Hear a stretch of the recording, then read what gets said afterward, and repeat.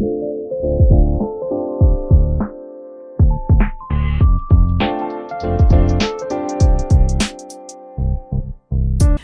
días, buenas noches, buenas tardes, no sabemos en qué horario están escuchando esto, pero muy felices de estar en un nuevo episodio de Grooveando. Buenos días, Dani, ¿cómo estás? ¿Cómo estás, Sarita? ¿Cómo estás, Daniela? Buenos días para todos, o tardes, o lo que sea. ¿Cómo están todos? Un nuevo episodio de Grooveando. Hoy va a ser un episodio muy especial. Tenemos con nosotros una psicóloga que está especializada, o digamos como que su centro de atención está como en los músicos. Te dejo el micrófono, Dani, para que te presentes. Dani, buenos días, estamos muy felices de tenerte por aquí. Vamos a ponerlos un poquito en contexto. Dani es psicóloga, ya Dani lo mencionó, va a ser súper raro porque los dos se llaman Dani, entonces voy a decir mucho Dani hoy.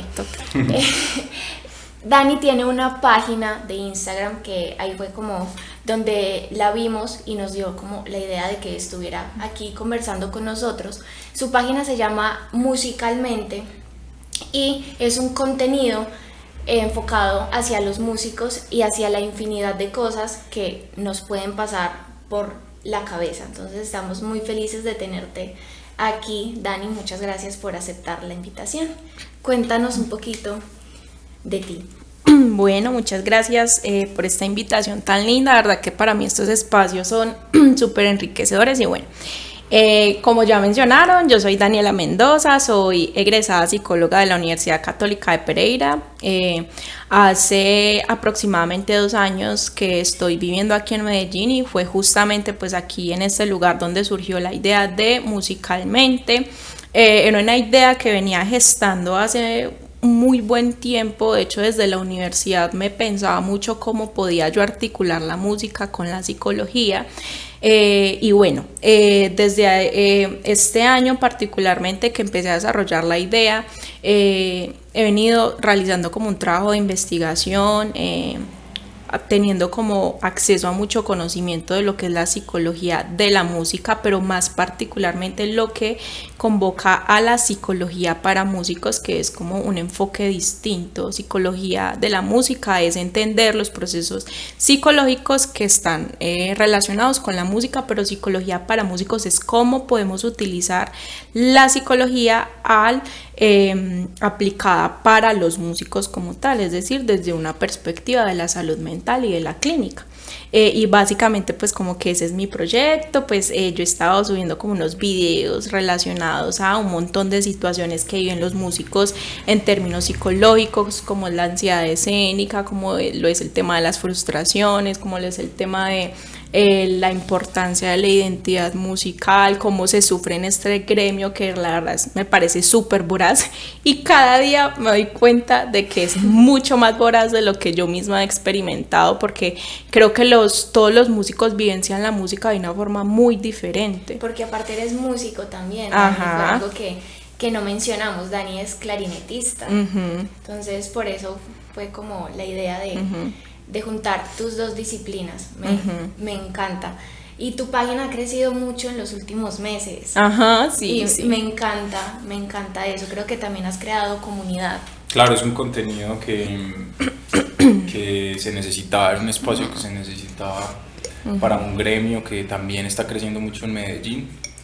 Las universidades han aportado su granito de arena en la construcción de músicos en Medellín. Y cada vez encuentra uno más colegas, conoce uno más gente que está empezando o que ya tiene pues algún trayecto. Y claro, es un espacio, la salud mental ahora, y no solamente pues como para los músicos, sino digamos en general, es un tema de conversación actual. Digamos, es uno de los temas como de la realidad que tenemos en estos momentos. Debería estar más sobre la mesa. Sí, y se está construyendo mucha psicoeducación desde muchos perfiles en Instagram, y pues digamos que todo eso aporta, o son, digamos, yo también lo entiendo como necesidades, son las necesidades del medio, ¿cierto? Lo que van construyendo como también que aparezcan también nuevos profesionales de la psicología, ya digamos más especializados a ciertas áreas. Bueno, Dani, cuéntanos cómo has percibido tú, ya tienes pacientes, por ejemplo, Ya. músicos. Ya pasé a ese sí. Hablemos como de cuál crees tú que son los temas como más concernientes como a la salud mental de los músicos.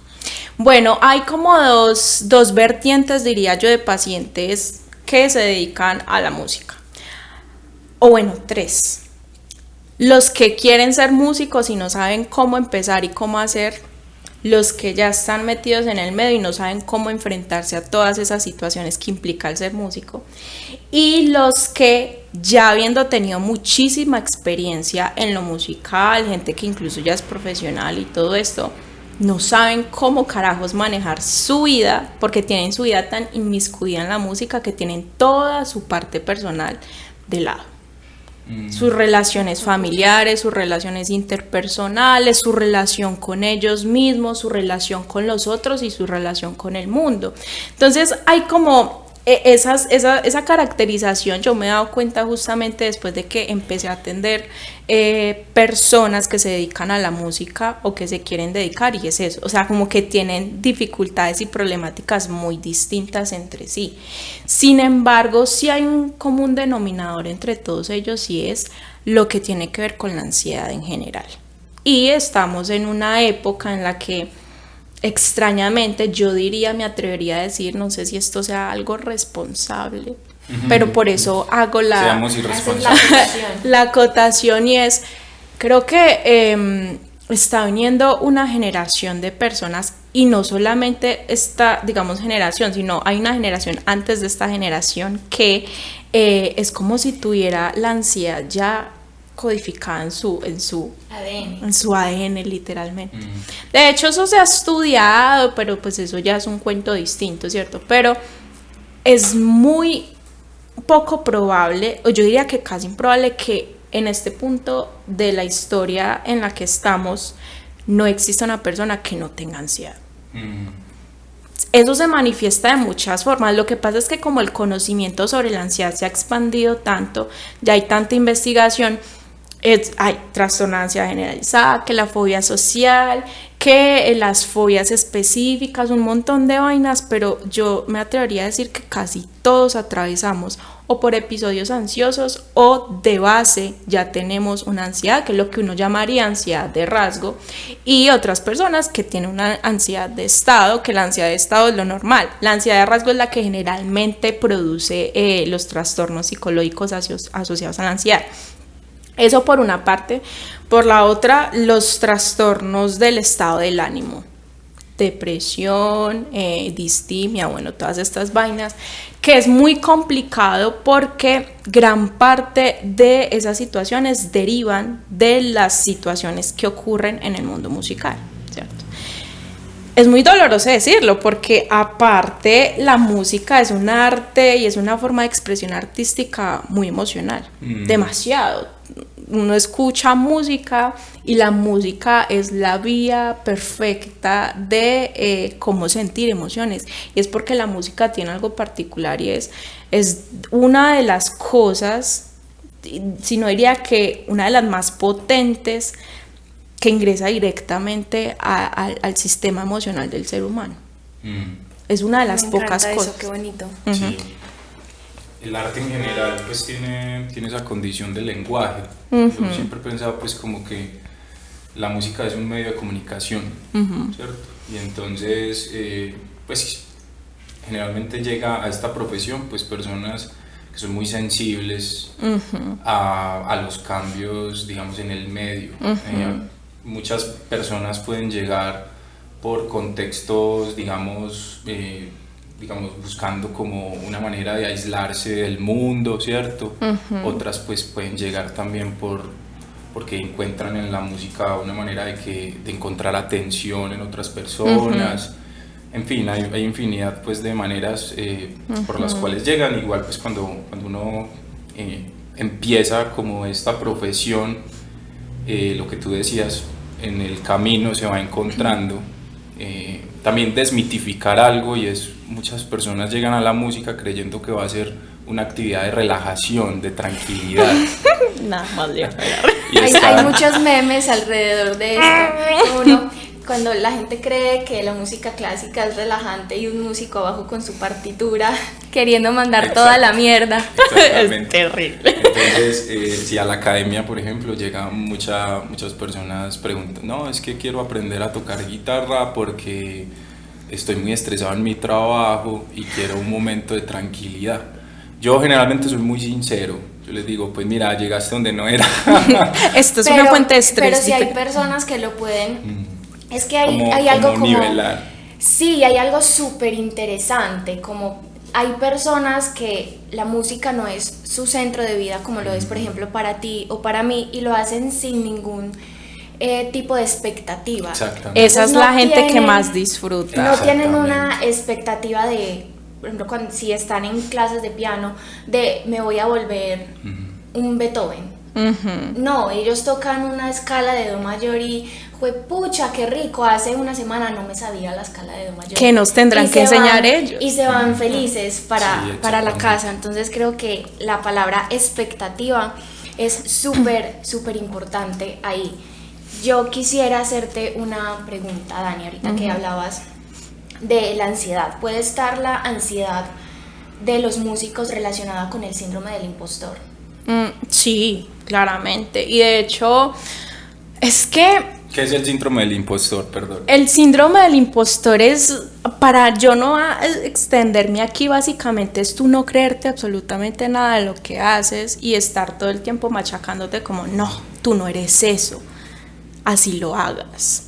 Okay. Y es muy charro porque hay una distorsión de la realidad. De hecho, los pensamientos que se asocian a eso están generalmente encaminados hacia los esquemas. ¿Y qué son los esquemas cognitivos según los psicólogos cognitivos, que es la corriente que yo trabajo, la cognitivo-conductual, que es una perspectiva clínica de trabajo? Y es esos esquemas maladaptativos que se forman en la infancia, que se van desarrollando en la adolescencia y se mantienen en la adultez, son latentes. Hay muchas personas que no saben que tienen esos esquemas maladaptativos sino hasta la adultez, porque se empiezan a enfrentar a situaciones que los activan.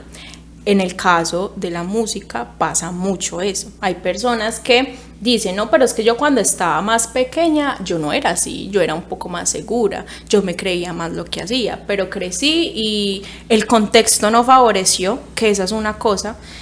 Estaban ya de por sí esos esquemas por allá metidos, cosas que no aparecen, pero que se activan ante situaciones, y entonces el contexto musical favorece muchas veces la aparición de eso. Entonces, que esto sí me gustaría hablarlo un poco, y es de lo que me he dado cuenta atendiendo personas.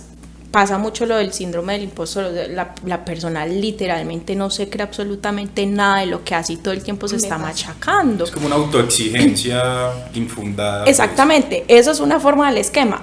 Hay una ansiedad de autoexigencia súper grandes donde nunca es suficiente.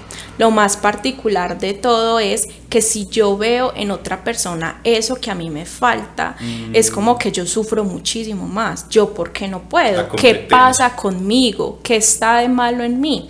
Y ese es el problema, justamente uno no valorar el proceso que tiene en lo musical, porque aparte es que todos hemos tenido una experiencia con la música tan diferente. Hay unos que han sido privilegiados con una correcta estimulación desde chiquis y eso les ha ayudado a desarrollar habilidades musicales. A otros no nos tocó así, a otros nos tocó desarrollarlas ya estando adolescentes, pero resulta que hay otras personas que tienen habilidades musicales como innatas, sí, que el talento, bueno, yo estoy un poco no en contra, pero me parece que el talento muchas veces se ha puesto como por acá. Total. Cuando realmente eso lo único que hace es facilitar ciertas cosas, pero no significa que uno no lo pueda desarrollar, porque me he dado cuenta incluso como músico, viendo compañeros que tú los ves y es como, yo no doy ni un centavo por esa persona, y al cabo de los años tú vuelves y lo escuchas y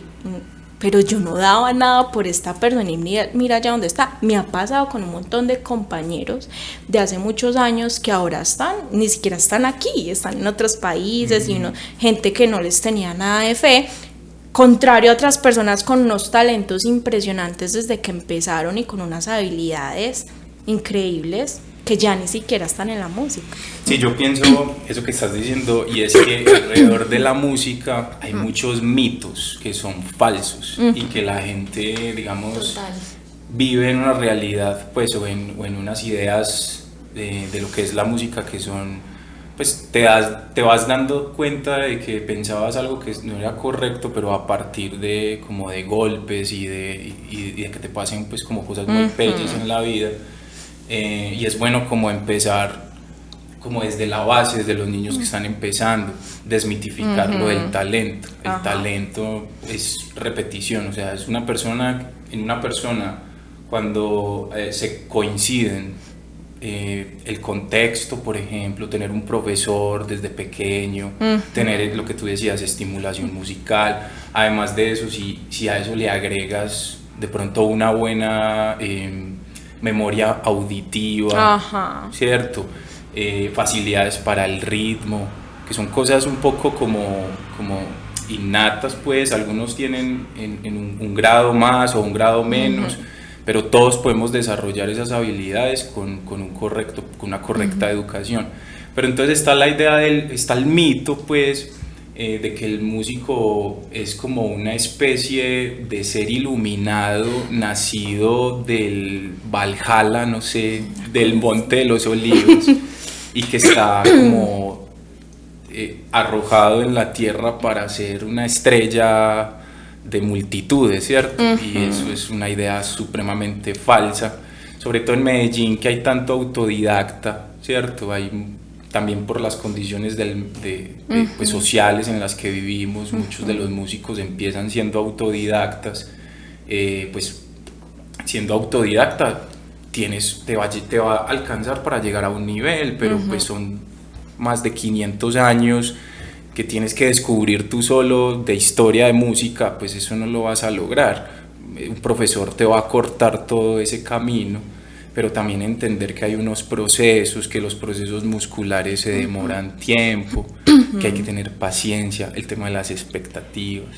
Me encanta eso que dices, Dani, y quisiera hacer como dos acotaciones. La primera, ahorita que decías como que habían personas que sí tenían una muy buena estimulación y otro tipo de habilidades desde pequeños, y me pongo a pensar como, yo voy a hablar obviamente desde mi experiencia, porque ahorita te preguntaba lo del síndrome del impostor. Está muy bien. No por nada, sino porque pues actualmente como que mi síndrome del impostor anda muy despierto y me ha hecho como la vida un poquito más difícil los últimos meses. Entonces yo pensaba como, pucha, ¿cuántas veces no me he comparado yo con este tipo de músicos que tuvieron esa experiencia, esa estimulación desde pequeños? Obviamente yo no, yo lo comencé en la adolescencia, como mencionaba ahorita Dani, pero me comparo igualmente con estos músicos, y si uno lo va a ver de manera objetiva y racional, no tiene nada de sentido. O sea, sí, porque las habilidades para nada son iguales y el contexto tampoco lo es.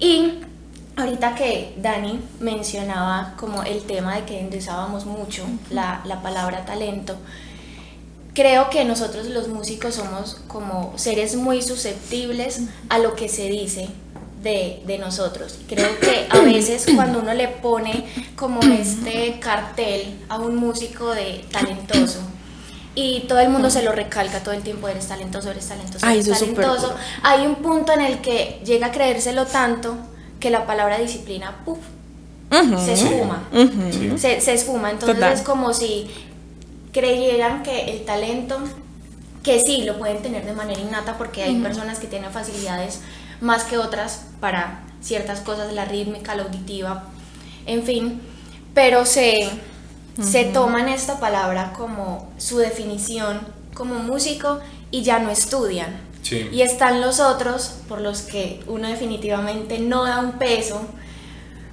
pero se ponen el cartel de disciplina. Eso es constancia. Exactamente.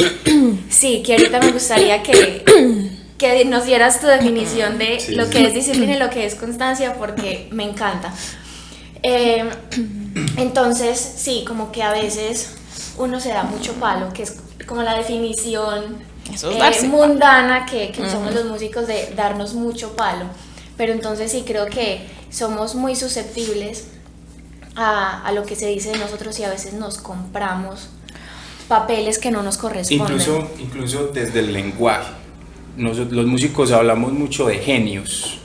Entonces siempre estamos diciendo, ese músico es un genio, ¿cierto? Y como que no entendemos muy bien el significado o el simbolismo muchas veces de las palabras que usamos. Pues detrás de un genio siempre hay un camino, un contexto, una historia de vida que muchas veces tú no quisieras tener esa historia de vida. Entonces hay muchos músicos que... Uno ve el resultado. Sí, hay muchos músicos que son muy buenos, pero la carga que tuvieron que llevar a sus espaldas para desarrollar lo que desarrollaron fue tremenda, fue su historia. Que es algo por lo que no cualquier persona pasaría. Sí. En este momento se me viene como a la cabeza la historia de Charlie Parker, un tipo muy talentoso que revolucionó en su momento pues a todos los músicos en Nueva York, pero fue un tipo que tuvo pues el final de su vida fue muy trágico, ¿cierto? Envuelto como en excesos, de droga y también como que pasa mucho, ahora eso sigue. Sí, y de alcohol, y entonces como que todo su talento fue en un momento como producto de bueno, yo necesito que validen lo que soy, ¿cierto? Y se esforzó tanto, lo logró, llegó a lo que es, pero cuando ya finalmente logró lo que quería, pues mira, eso no fue suficiente.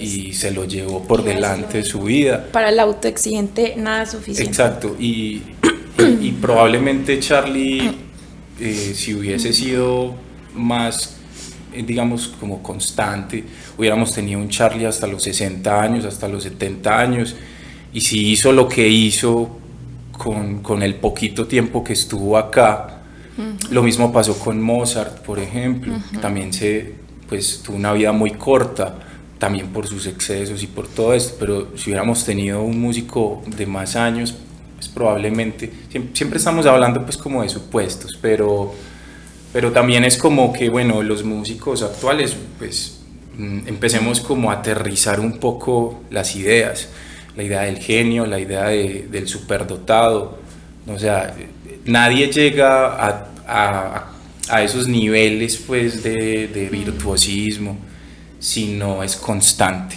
si no hay un proceso de aprendizaje, nadie llega de un día para otro allá, nadie nace con eso.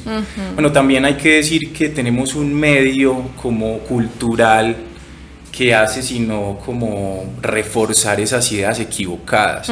Por ejemplo, la idea de los realities o el mensaje de un reality show, que es una gente no buscan procesos. Ahí no se buscan procesos. Buscan el resultado. Se buscan digamos, se hace una audición donde tú tienes que llegar y ya tienes que cantar impresionante, pero ahí no hay un proceso real. Y entonces es muy horrible ver como una persona que está, digamos, como empezando o en un proceso que probablemente si trabaja más, llegan unos jurados y le dicen, no, tú no sirves para esto. Tú no sirves para esto, pues hay un momento y en público, ¿cierto? Y quedas ante la televisión, o sea, qué más desastroso que eso para una carrera de una persona que todavía necesita un proceso de aprendizaje. Claro, mira, voy a retomar varias ideas de lo que ustedes han dicho que me parecen súper valiosas, y la primera es, no sé si ustedes sabían, pero si todos los seres humanos tenemos una predisposición natural a la música. Nosotros somos música.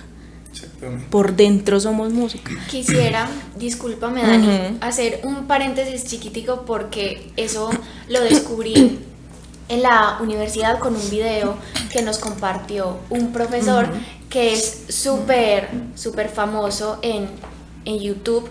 Yo, si no se me olvida, lo pongo en la descripción de YouTube, en el que la persona era como un científico, si no estoy mal, y decía como, ninguna persona es arrítmica. Uno a veces utiliza mucho ese término, es como, tú cuando caminas tienes un ritmo. Exactamente. Total. Tu voz es cadenciosa y también tiene un ritmo y una melodía. Tu corazón tiene un ritmo. Tu latido del corazón no tiene el mismo ritmo mío, ni el mismo que el de Dani. Y cierro paréntesis. Ajá, exactamente. De hecho, Sara, de eso quería hablar, justamente porque también eso que decía también Dani, conectando esas dos ideas, como, uy, es que hay gente que nace para esto específicamente y esa persona solo nació para esto y no para otras cosas, que esa es otra idea. Mira que me he encontrado un montón de personas que son músicos que se sienten mal porque sienten que solo sirven para eso y no para otra cosa. Y eso está muy heavy, muy loco, porque sí, todo el tiempo a todo el mundo les ha reforzado esa idea como, es que tú naciste para hacer esto, no deberías dedicarte a otra cosa, porque, y entonces se van generando como unas inseguridades ahí como, ¿será que de verdad yo no soy otra cosa más que esto? Cuando yo pongo mi yo sobre lo que yo hago, hay un problema muy grande. No está mal, porque al fin y al cabo, a ti te preguntan tú qué eres y tú dices yo soy psicóloga, tú no dices yo soy Daniela. Exactamente. ¿Por qué? Uno siempre la identidad la relaciona con lo que hace, con el hacer, pero hay un problema con eso muy grande y es que muchas veces cuando no hay un nivel de conciencia al respecto, las personas llegan a ese punto de, es que si yo no hago esto, yo no soy nada. ¿Cómo así? Me estoy viendo como un medio para hacer algo, pero no como un fin. O si un accidente, por ejemplo, acaba con tu carrera, ya se acaba tu vida. Exactamente, ¿cómo me reinvento yo entonces ante esas situaciones? Me perdí un poquito, pero retomando la idea del tema del talento, somos objetos, bueno, esa palabra está sonando rara, pero somos objetos musicales andantes, o sea, nosotros somos música, así que realmente todos podríamos tener esa disposición. Lo que pasa es que en términos del ambiente y el contexto, lastimosamente muchos no tenemos esa estimulación, pero todos, absolutamente todos tenemos esa, y de hecho solo leí en un libro de un pedagogo, que no recuerdo el nombre, pero él decía eso, como es que todo, y tú vas a la práctica y los niños son capaces de capturar elementos de la música siendo muy pequeños. Entonces a veces es como que sí endiosamos ese talento y que no, que hay gente y que no sé qué. Ahí voy al tema de la importancia de la disciplina y de los procesos, porque casi siempre vemos músicos así súper grandes y tú los ves y es como, no, esta persona toca maravilloso. Mira a cuántas cosas ha tenido que renunciar, a cuántas personas ha tenido que dejar de ver a lo largo de su vida solamente por dedicar más tiempo a su estudio. No puedo, tengo ensayo. No puedo, tengo ensayo. Feliz día del no puedo, la tengo frase ensayo. del músico. Hay personas que llegan a niveles extremos, que esto lo he escuchado muchas veces también, lo cual me parece que no es tan saludable, y es, lo que pasa es que yo me quiero enfocar en mi carrera y yo no quiero tener una persona que me esté quitando de mi tiempo, en este caso específicamente de las parejas, no quiero a alguien que me esté quitando de mi tiempo, entonces pues yo prefiero estar solo y así estoy mucho mejor porque así me queda mucho más tiempo para estudiar y hacer todas mis cositas y hacer todo lo musical. Ok, ¿y dónde está tu vida personal? Porque es que tu vida no puede reducirse únicamente a eso. Cuando el elemento música se quita de la vida de esas personas que son disciplinadas y responsables, porque a esto quiero llegar también, hay una diferencia muy grande entre ser disciplinado y ser responsable. Hay personas disciplinadas y responsables con ellos mismos, pueden ser muy responsables en lo musical, pero en lo que concierne a todo en su vida, con su propio cuerpo, con sus hábitos, con sus relaciones, son personas súper irresponsables. Y hay personas responsables sin disciplina, es decir, cumplo con lo que me toca, pero yo no me esfuerzo de más, porque tengo esas facilidades, entonces pues yo me relajo y no hago nada más y se estancan. Yo digo que esas personas que tienen ese pensamiento llegan a un punto en el que simplemente se estancan y ya, no pasan de ahí, su nivel se mantiene estable, no son buenos ni son malos, responden, bueno, ese es otro tema, no hay gente buena ni hay gente mala, hay simplemente personas que hacen música y que entregan elementos a la música desde su posibilidad. Algo que a mí personalmente, y aquí sí no quiero hablar como psicóloga, sino como Daniela clarinetista, cuesta muchísimo entender que todos tenemos la posibilidad de ofrecer música a nuestra capacidad y con nuestros propios elementos. Y ¿saben qué me ha pasado a mí? Que últimamente he estado como tocando mucha música folclórica y que las papayeras, que sí, no ven así. Yo me he dado cuenta que esa gente disfruta de la música de una manera tan maravillosa, como una sensación de yo puedo hacer y puedo ser aquí yo, porque no están un montón de personas. Voy a hacer la comparación porque he vivido en los dos contextos, no sé, una banda sinfónica y un grupo de personas, músicos así de calle.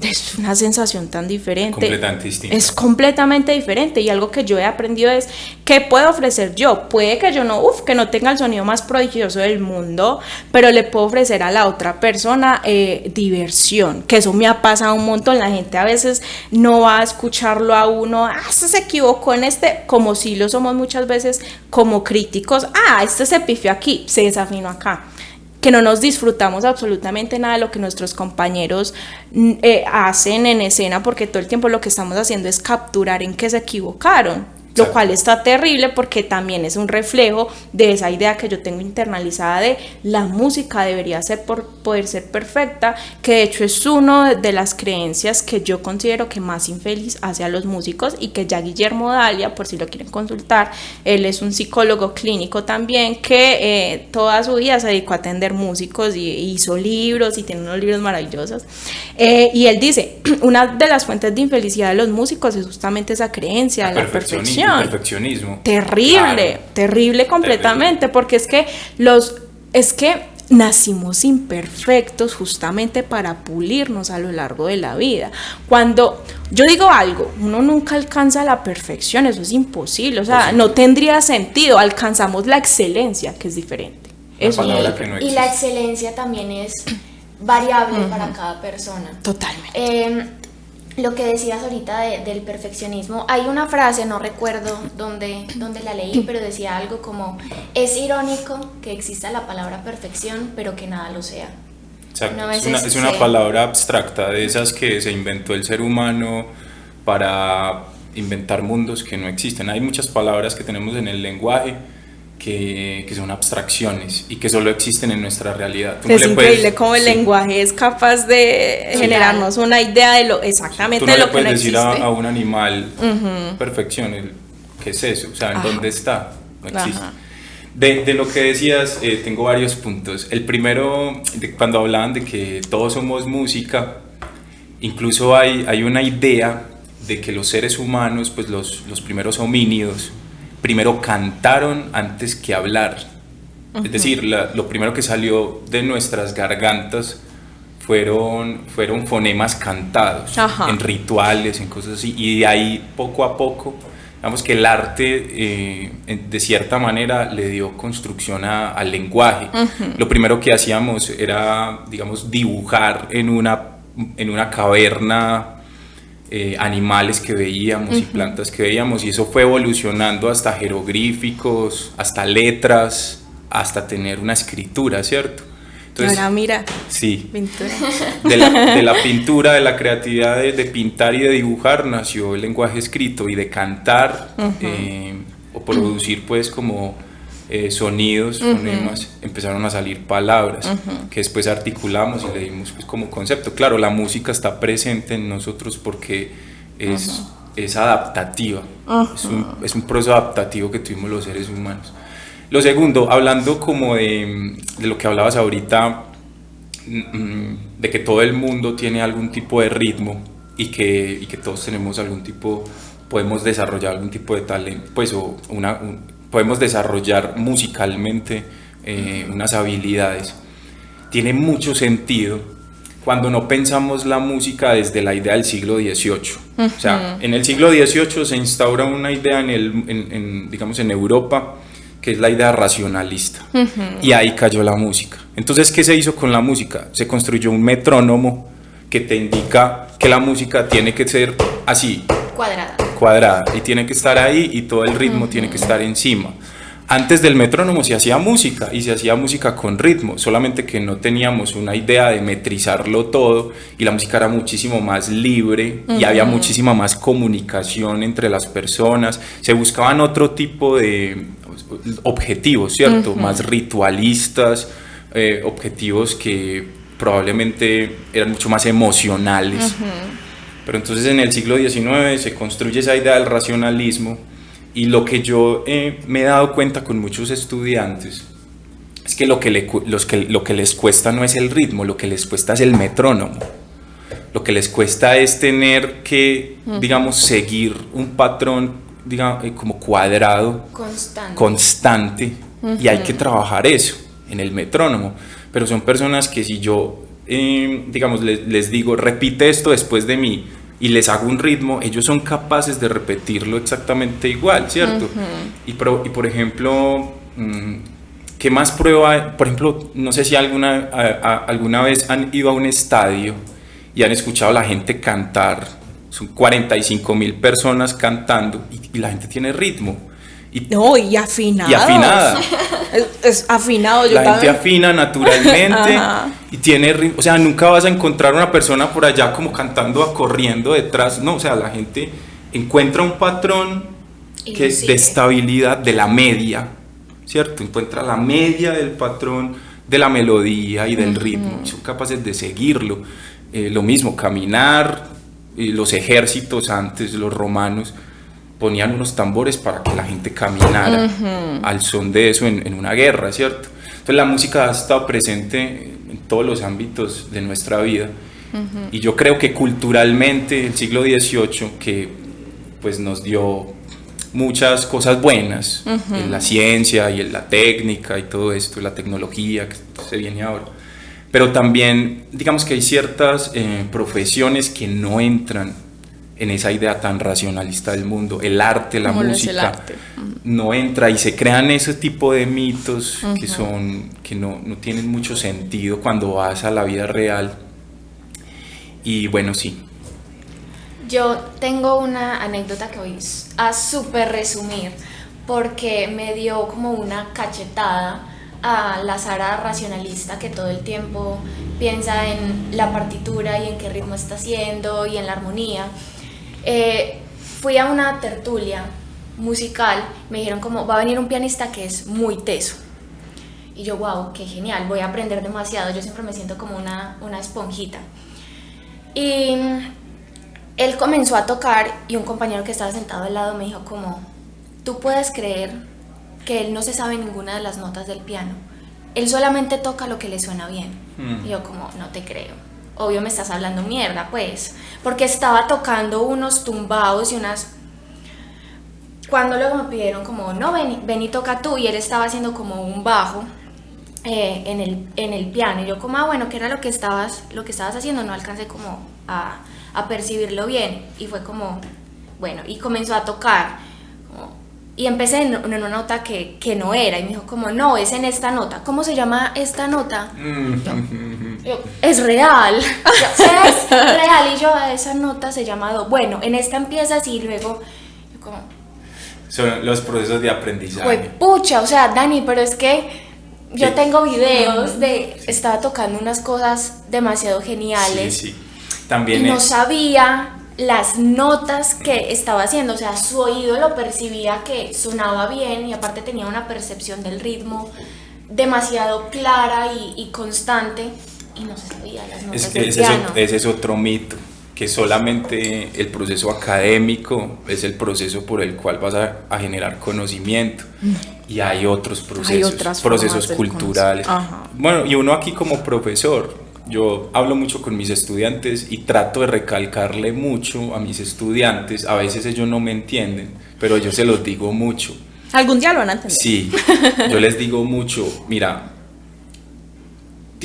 tenemos que coger este proceso por tus habilidades, y tus habilidades no son las mismas que los demás. Entonces tengo estudiantes que tienen una memoria muscular increíble, y hay que trabajar el oído, ¿cierto? Pero su memoria muscular es muy buena. Con otros hay que racionalizarlo todo. Entonces piensan más en lenguaje. Explícame cómo se llama esto, cuál es el nombre, para qué sirve esto, tal. Otros, el oído. El oído les guía la mano, ¿cierto? Entonces como que tienen una intuición auditiva, y a partir... Entonces uno coge cada estudiante y aprende a leerlo. Bueno, a ti te voy a enseñar. Vamos a coger tu habilidad y vamos a tratar de crear desde ahí.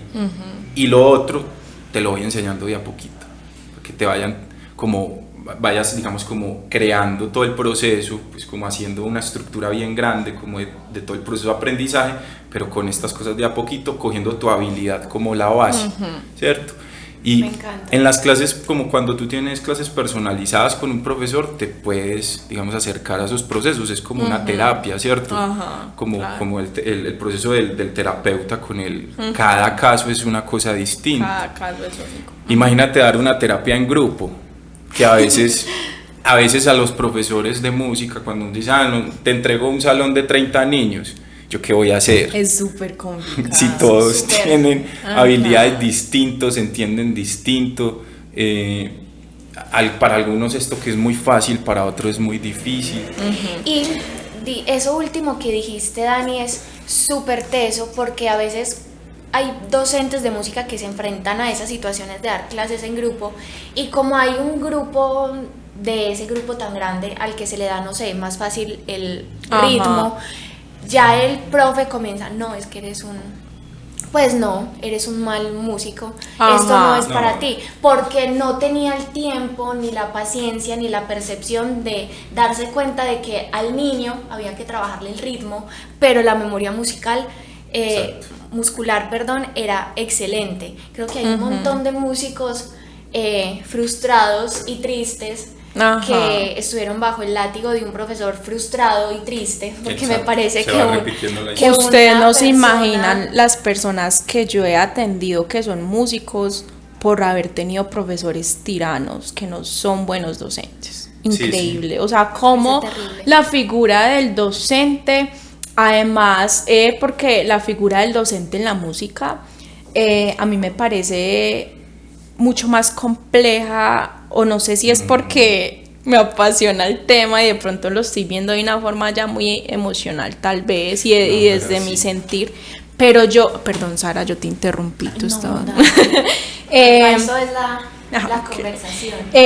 Me parece muy denso porque la figura del profesor no es solo el profesor, el maestro. Tú ves al maestro, a esa figura a la que tú... Yo admiro a esta persona y yo quiero ser como esta persona, pero es que resulta que esta persona que yo veo como esa figura también me está diciendo cosas con las que yo no me estoy sintiendo bien y me está generando unas ideas de no soy bueno, probablemente. A mí me parece muy complicado porque en general los profes de música también se enfrentan a que los estudiantes los idealizan. Hay unos que no se dan cuenta de eso, pero yo estoy casi segura que todos hemos llegado a idealizar al profesor de música. No, claro. Y entonces no está solo la figura del profe de música, es que resulta que también está la persona en la que yo confío. No sé, me está yendo mal en la clase, ¿qué es lo que te está pasando? Te empiezas a desahogar y entonces ya no es solamente el profesor de música, es el psicólogo ahí. Pero ya no es el profesor solamente de música, sino que también es ese ideal de persona que yo quisiera alcanzar.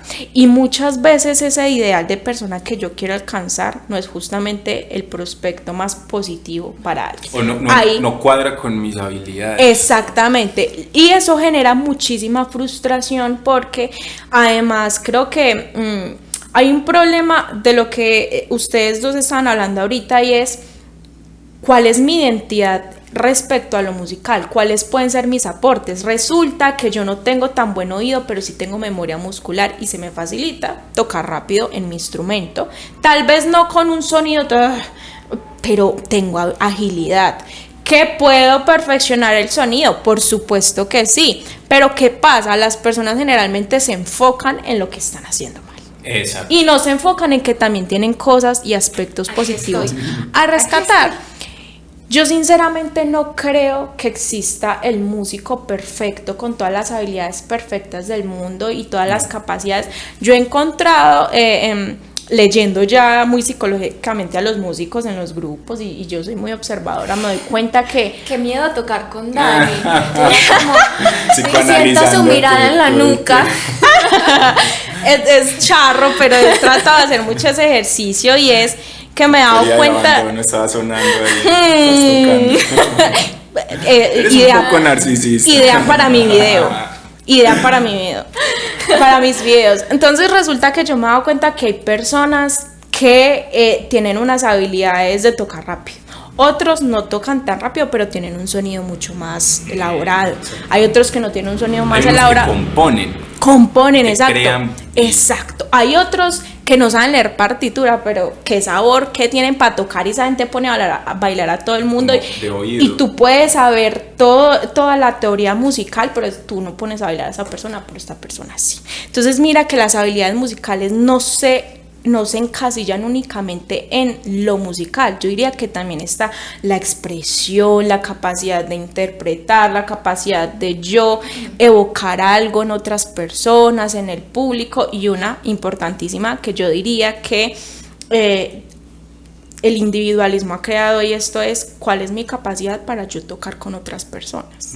Eso es importantísimo. A mí me parece que hay músicos que individualmente súper bien, pero tú los pones a tocar con otras personas y no tienen la capacidad. Exactamente. Y eso también debe desarrollarse, y eso no se les enseña muchas veces a las personas.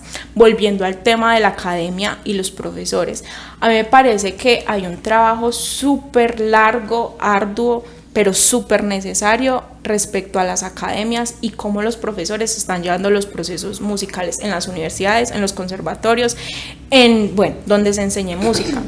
Porque es que el gremio musical es un gremio voraz, ya lo he dicho muchísimas veces, eso no es una frase de cajón, es que de verdad es voraz. Si tú no estás como con una inteligencia emocional, ¿cierto?, muy bien desarrollada, te comen viva. ¿Y qué es lo que ocurre? Que el contexto musical y la cultura musical es muy difícil de modificar. ¿Y eso cómo se empieza a modificar? Desde esas grandes instituciones que son las universidades, que son los colegios, que son las academias de música, las escuelas. Desde ahí les voy a contar algo que me pareció súper triste de una persona que atendí. Me decía como: lo que pasa es que mis compañeros son groseros. Era una niña, no era alguien, era una niña.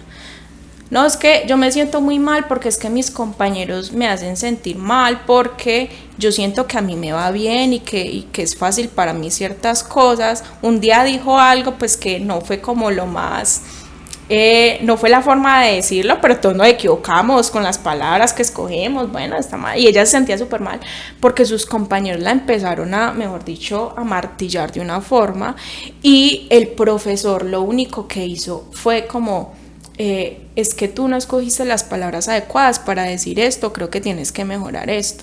Y yo como: bueno, el profesor tiene razón, pero ¿cómo es posible que unos niños estén generándole, porque aquí les estoy contando resumido, pero se le están haciendo la guerra a esa niña, y esa niña como que: yo ya no quiero estar ahí porque me siento mal. Y ya no quiere hacer música porque se siente mal. O sea, desde las escuelas de música ya se está gestando un ambiente desfavorecedor completamente, cosa que perpetúan los profes de música, los directores musicales, que no se dan cuenta de ese tipo de cosas, y que me parece a mí que ahí es donde hay que empezar a trabajar. Yo he dicho muchas veces, necesitan psicólogos porque necesitan un montón de psicoeducación en ese sentido, porque no saben cómo afrontar esa situación.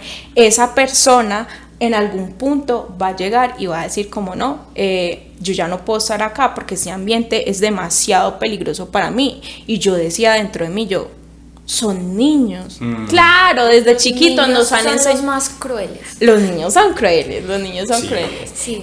Y entonces los espacios de colectividades musicales son espacios también de construcción de la identidad y del ser. Si eso no está, si no hay un contexto favorecedor para formar como valores chéveres, que uno diría como bien, se van generando estas personas con estos rasgos musicales, y aparecen los músicos egocéntricos, los músicos aceitosos, aparecen los músicos que no toleran tocar con otras personas, porque si no tocan así, entonces yo no puedo. Es muy difícil, y creo que el trabajo también va desde ahí, porque hay personas que, y yo digo, por ejemplo, yo de pequeña tocando el clarinete, yo me sentía muy vulnerable muchas veces porque decían muchas cosas como: váyase a vender empanadas, usted no sirve para eso. Comentarios súper No, hirientes. horrible. Y de personas adultas que uno dice como, de verdad, o sea, de verdad es así, de verdad que yo no sirvo para eso.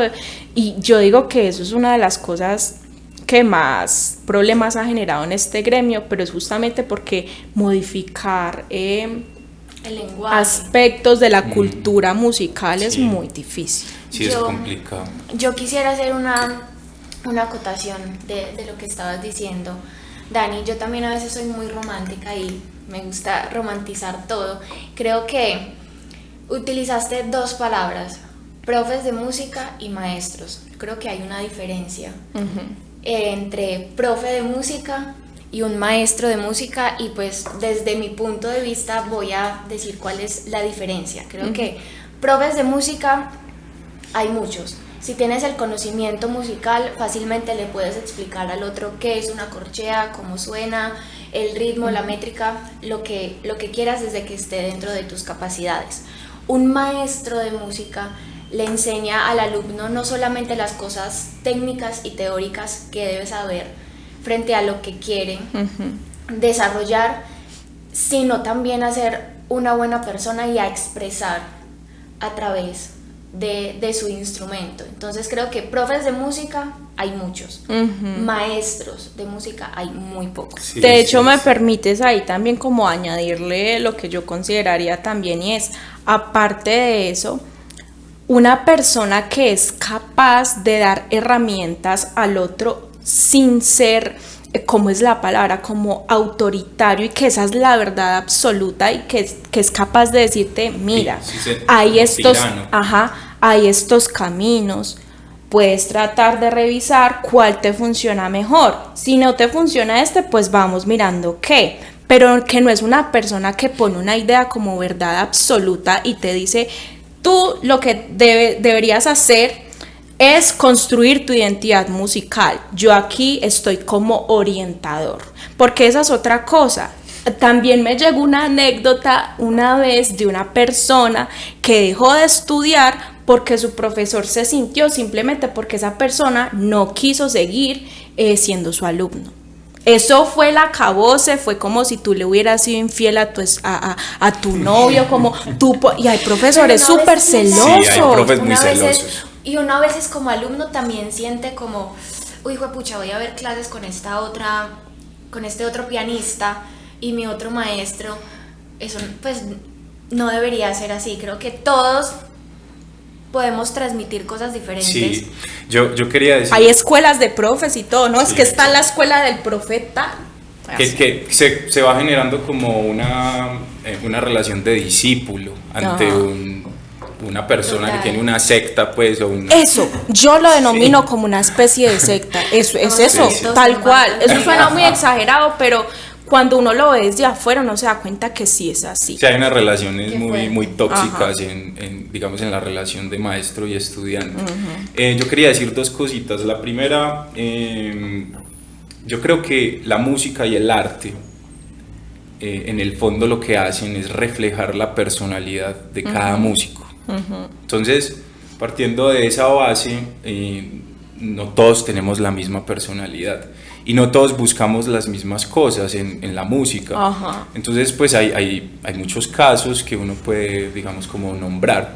Por ejemplo, el caso de Kurt Cobain, un tipo que, digamos, su banda, que fue Nirvana, pues instauró una nueva manera de hacerse rock en los 80s, en los 90s, el grunge, pues, y él no tuvo ningún tipo de camino académico, ni le interesó. Incluso por ahí hay una entrevista del baterista de David Grohl, donde él dice como que Kurt Cobain fue como a unas clases de canto y fue como a una sola clase y se fue como burlándose del profesor. Ajá. Y él dijo, no, esto no es lo que quiero, porque él artísticamente lo que buscaba transmitir a partir de su música no era técnica, Ajá. no era academia, ni teoría, ni nada de eso, sino que él buscaba otras cosas. Ahora, están los otros músicos que son más racionales, que buscan que como un científico leyendo, digamos, como la música a partir de otras concepciones. Y eso no está mal. Eso está supremamente formas, bien. Es que lo divertido del arte es la diversidad. Es que hayan como muchas maneras de concebirlo y muchas maneras como de poder acceder al arte. Y no existe una sola manera de hacerlo, y eso me parece maravilloso. Y hay muchos profesores que probablemente lo que quieren hacer con su estudiante es como hacer un clon de él, ¿cierto? Voy a hacer un cloncito mío, entonces tienes que tocar como yo, te tienes que vestir como yo, tienes que pararte como yo, y no, o sea, lo que dijiste ahorita, es muy bueno tener diferentes profes, porque uno de cada uno va aprendiendo una cosa distinta, una visión distinta, y entender que la visión del profe no es absoluta, sino que es una visión, y el profe probablemente, si se preocupa por su estudiante, también ser flexible, tratar de entender al otro desde lo empático, decir, bueno, listo, vamos a tratar de irnos por este lado o por aquel otro. Bueno, eso era lo que quería decir como con respecto a las personalidades en la música. No, Dani, si tienes algo que... Algo un poquito relacionado. Porque yo tengo una pregunta que de pronto nos hace dirigirnos a otro lugar, entonces... Dani. Está bien. Me parece muy interesante lo que dice Dani, porque generalmente los músicos no tenemos la tendencia a utilizar... o ver a las que utilizar, qué palabra tan rara, sino como a ver a los otros músicos que admiramos desde el punto desde un marco de referencia. Yo digo que hay músicos que quisieran tal cual ser como las otras personas. Una vez, yo publiqué un video y una persona me puso como en un comentario como gracias por decirme borrego. Porque yo había puesto al final de un video como que la diferencia entre un artista y una persona que hace música es el que pueda construir su identidad. Y construir una identidad no significa que usted sea una persona famosa, sino que usted pueda construir su identidad musical y que usted las personas lo conozcan porque mira que esta persona tan chévere, yo no sé, te escuchan tocar, ese es Dani, te escucha tocar esa Sara. Sí, por lo que sea, por tu puesta en escena, por tus habilidades musicales, por tu sonido, bueno, qué sé yo, por muchas cosas. Entonces, me parece muy peligroso que muchas veces vemos a esas figuras no inspiradas, porque de hecho me parece una falta de respeto con uno mismo y con la esencia de uno mismo, uno querer ser como otra persona, porque básicamente tú no vas a vivir el mismo proceso que esa otra persona. Claro. Porque tú eres otra persona, básicamente, o sea, es que eso es imposible. Contextos Pero hay personas que se les mete tanto esa idea en la cabeza, y esa es otra fuente de infelicidad de los músicos, el principio de comparación constante, y ese principio de comparación constante es que yo todo el tiempo me estoy comparando al nivel de otra persona, y me da mucha risa porque es que hay personas que se comparan con otros músicos diciendo como, esta persona es mejor que yo respecto a esto, y tú vas a ver, y son personas que llevan muchísimos más años de experiencia musical, y tú queriendo alcanzar una vaina que tú sabes que no puedes lograr en un mes, en 2 meses, no, o sea, eso se construyó, a esa persona le costó también. Entonces, a ver, igual, somos personas demasiado... Nosotros queremos todo así. De hecho, me pasa mucho que como psicóloga las personas odian los procesos. Las personas quieren todo masticado, todo ya. Yo no quiero tener que sufrir. Una terapia, estoy perfecta. Me pasa 3. Aquí les cuento, como chisme psicológico. Del 100% de las personas que me consultan, el 80% desertan. Así. Y es algo muy complicado porque son personas que piensan que esos procesos son fáciles, o que no van a sufrir. Hay una cuestión ahí, es los que evitan el sufrimiento, porque es que ir a terapia no es lindo necesariamente, es un proceso doloroso que implica pasar por procesos que yo no quiero pero que necesito. Y hay otras personas que simplemente es como, esto no es lo mío.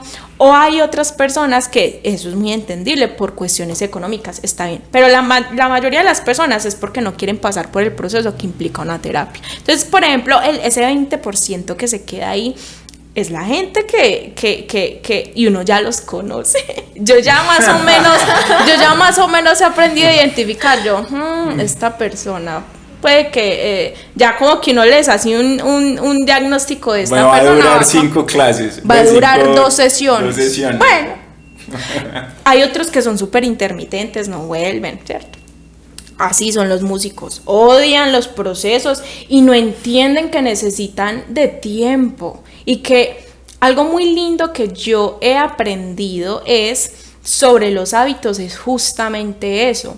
Los hábitos no son acciones muy grandes que tú tienes que hacer todos los días, sino pequeñas acciones que van a modificar a largo plazo algo. Los músicos son así. Tú todos los días tienes una rutina de estudio y tú al segundo día de estudiar tú no vas a ver que el sonido es tal cual como tú lo quieres. Eso va a tomar un tiempo. ¿Pero cómo? Porque has construido unos hábitos efectivos para lograrlo. Entonces, esa necesidad de la rapidez, como que todo lo necesitamos ya, nos está haciendo mucho daño. Y a los músicos sí que más, porque es que son procesos que son larguísimos. Para que una persona sea un músico, yo diría que alcance ciertas habilidades, muchísimo tiempo va a pasar. Y tenemos que, o sea, eso hay que metérnoslo en la cabeza, porque quien quiere todo rápido va a sufrir un montón, se va a chocar con la realidad. Yo tengo un comentario antes de que cambies el tema. De ahorita estábamos hablando sobre la competitividad que se genera pues en el gremio, ¿cierto? Ajá. Y que eso pues genera muchas veces mucho sufrimiento.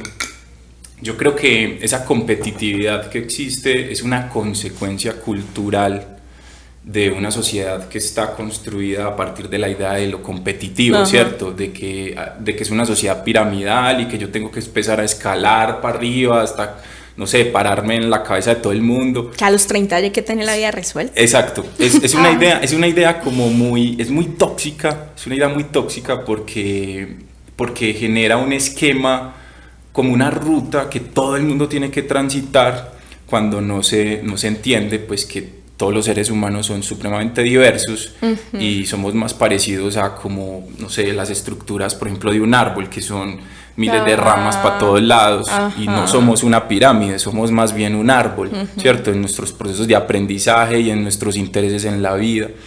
Entonces, yo creo que la idea contraria a la competitividad y a la cual deberíamos como apuntar como especie es la colaboración. Ajá. Que es completamente distinta. La competitividad genera esa idea de perfeccionismo, esa ansiedad, el individualismo, esa individualidad, uh-huh, ¿cierto? Mientras que la colaboración genera todo lo contrario, uh-huh, es el vínculo con los otros, uh-huh, son los contextos sociales en los cuales, bueno, yo ya sé hacer esto, entonces ¿cómo le ayudo a los otros, uh-huh, para que suban? Y en los músicos sí que es importante eso, porque es que tenemos que darnos cuenta que si me va bien a mí y yo puedo ayudar a los otros, lo que está creciendo es un contexto cultural que nos va a ayudar a todos al final, ¿cierto? Y un contexto saludable. Y un contexto saludable, ¿cierto? Donde sepamos que cada uno tiene unas habilidades, que cada uno va por un lado distinto, nos vamos colaborando entre todos. Cuando nosotros hacemos una banda, no es una competencia de quién toca más duro, uh-huh, ¿cierto? El guitarrista subiéndole volumen y el baterista tocando más duro y no, o sea, no es una competencia. Eso pasa mucho a veces como que uno ve en el gremio. La gente no entiende que en las agrupaciones y cuando uno toca con otras personas hay algo muy bonito, una palabra que yo amo completamente, y es el sentido de la pertinencia. Cuando yo soy una voz importante, cuando debo yo ser una voz que tengo que bajar, cuando soy acompañamiento, cuando soy melodía, cuando tengo la capacidad de acoplarme con el otro. Exacto. Y de tener a mí me parece algo muy hermoso de la música, que de hecho mi tesis de grado del pregrado de la universidad fue sobre el análisis microgenético de los músicos. Básicamente el estudio está estructurado en identificar cómo la sincronización y la coordinación musical se lograba a través de los gestos. Y una de las conclusiones a las que llegué con esa investigación fue justamente que los músicos tienen una capacidad increíble de comunicación no verbal. Exactamente. Y la gente olvida eso. O sea, tú ves muchas veces a un grupo y no se miran y uno es como... sí. No hay comunicación, sí. Y esa comunicación es tan bonita y tan importante porque además genera vínculos emocionales. Y con el que él te está viendo también. Exacto. Tú puedes estar tocando muy, muy bien, pero si el público no está sintiendo como eso mismo que puedes estar sintiendo tú, pero que no estás mostrando, el público no lo va a disfrutar yo igual. creo que es una herencia toda tóxica que nos quedó como de esa música del siglo XVIII, donde el músico tiene que estar mirando al frente y como que ya me tengo que saber todo y todos tenemos... O sea, hay una idea falsa cuando te subes a un escenario de que si te miras con el otro la gente va a pensar que no se sabe la canción o que no sé, o sea, Ajá. Eso hay que desmitificarlo. Cuando se suban a un escenario, mírense, toquen pa' ustedes, lo que decía la otra vez aquí Santiago, que es una frase que nunca se me va a olvidar: primero hay que tocar para nosotros, para la banda, para la música, y eso después va a transmitir. Pero si por ejemplo, una vez me acuerdo de un concierto, eran 2 guitarras pues electroacústicas y una voz, y había un guitarrista que hacía solos todo el tiempo encima de la voz, y al final el resultado es muy incómodo cuando tú estás afuera, porque tú, digamos, en ese contexto, digamos, la voz es la protagonista, y entonces el otro guitarrista quería estar encima de esa voz también, como buscando un espacio, como imponiendo también, y probablemente ese no es tu espacio. O sea, habrá un momento en el cual tengas un momento para que aportes todo lo que puedes hacer, todo lo que puedes tocar, pero en ese momento no, porque pues hay que pensar no en mí, no en mi ego, en que yo quiero que me vean que toco mucho, sino que hay que pensar es en la música. Y en el público. Sí, hay una frase que escuché hace poco, o creo que leí en uno de los libros de Nietzsche, que me pareció impresionante, y él decía,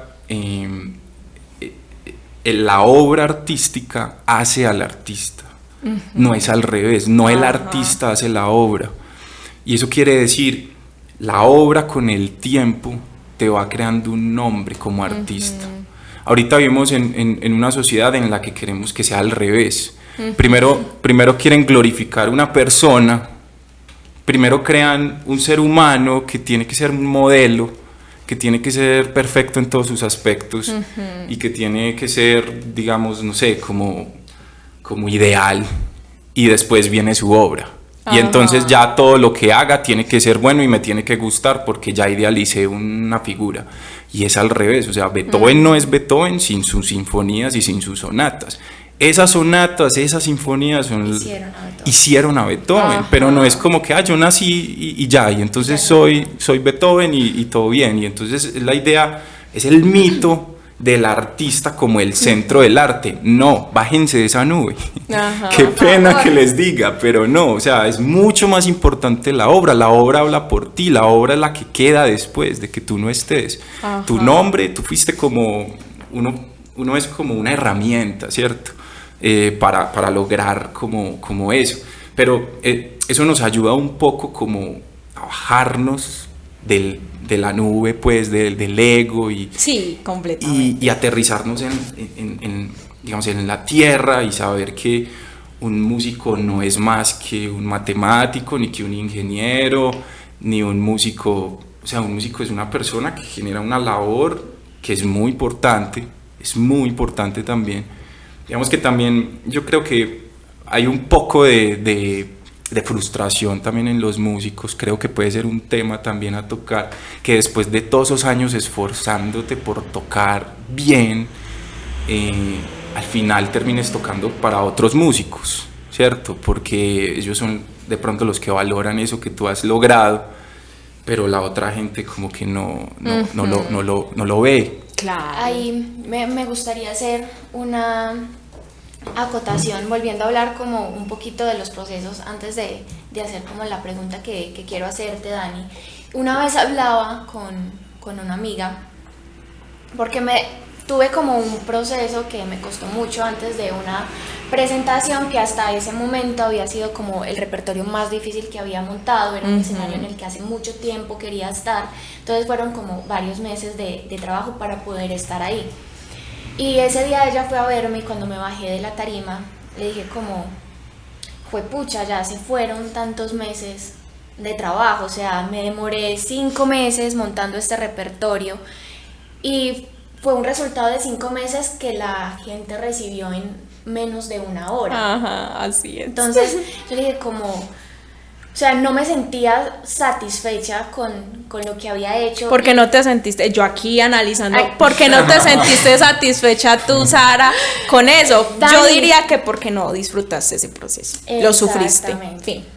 Porque lo sufrí pensando en lo que la gente iba a ver y mi amiga fue como, o sea, no pienses en que lo que aprendiste en esos 5 meses se fue en 40 minutos, o sea, no tiene sentido. Lo que aprendiste en esos 5 meses son herramientas para las presentaciones que vienen y el repertorio que viene, o sea, son procesos que van continuos. Sí, la gente lo percibe en 40 minutos, en 1 hora, en lo que dure la presentación, pero es tu proceso.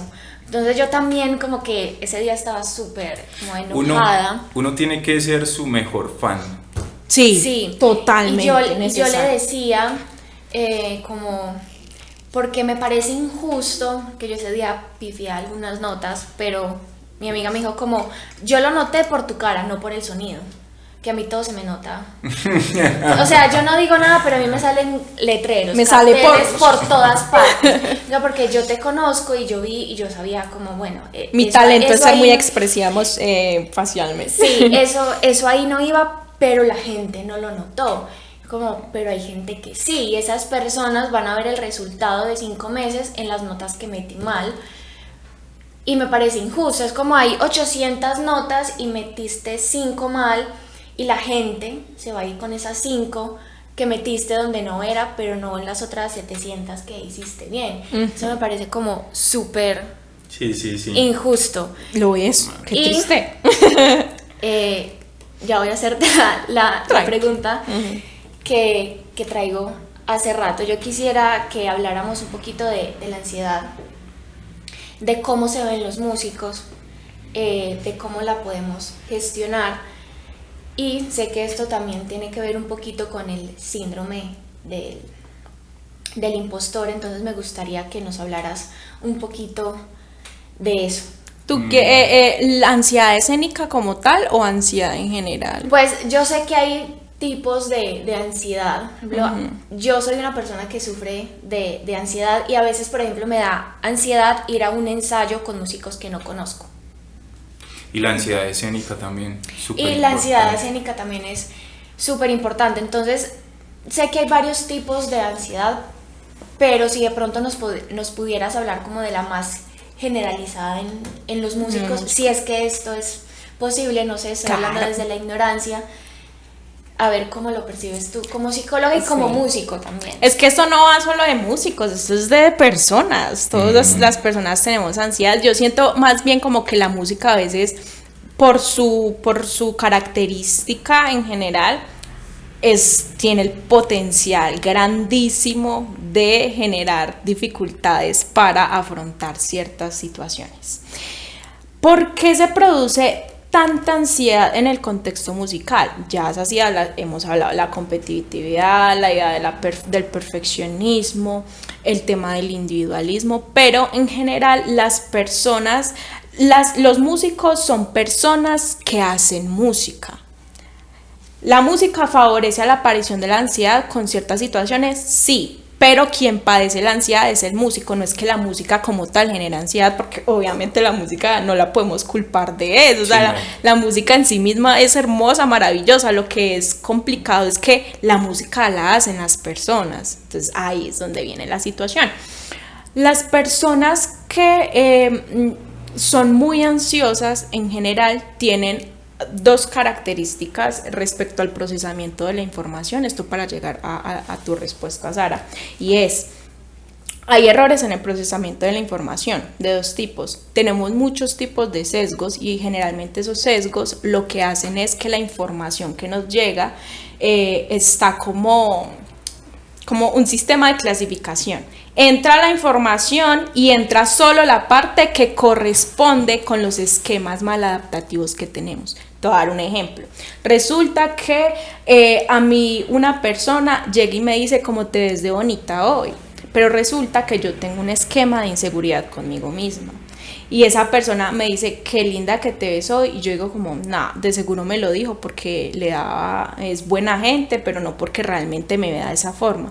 Mira que ahí la información está entrando, pero tú la estás llevando hacia otra cosa, y es porque esos sesgos lo que hacen es precisamente eso.